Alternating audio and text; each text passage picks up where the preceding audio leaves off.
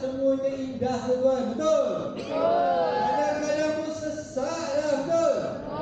Saya nak tanya tuan-tuan, alhamdulillah Allah kurniakan saya pakai McLaren. Syukur alhamdulillah, reward diri. Tuan-tuan, nilai satu paku berapa? Satu paku harga berapa? Saya tahu bukan kayu. Satu paku berapa sen? 30 sen. Okey lah kan? 30 sen, 20 sen. Tuan-tuan, bila dia melekat dekat McLaren saya lalu belah tepi. Dia belah tepi tuan-tuan. Bila pergi kat workshop, dia kata ni tak boleh tampal. Kenapa? Kereta abang lebih 180, tayar boleh letup. Dia boleh letup. Jadi macam mana? Jadi RM5,100 tu kan. Aku harga 30 sen kat jalan, melekat kat McLaren jadi RM5,000. Aku kena tukar 4-4. Kalau tukar satu, bunga lagi.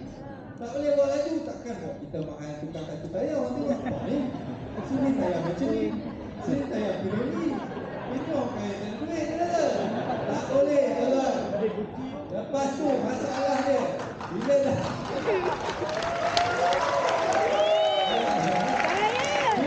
tukar tayar, tak boleh minta diskaun. Asal yang punya RM1,000 lebih. Abang kan bukan McLaren, dia minta yang lain. Kan? Betul juga ada. Mana ada orang kaya minta diskaun.